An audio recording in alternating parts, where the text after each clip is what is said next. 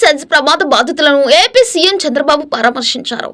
విశాఖపట్నం చేరుకున్న ఆయన నేరుగా మెడికవర్ ఆసుపత్రికి వెళ్లారు. అక్కడ చికిత్స పొందుతున్న క్షతగాత్రులను పరామర్శించారు. బాధితులతో మాట్లాడి చికిత్స వివరాలను అడిగి తెలుసుకున్నారు.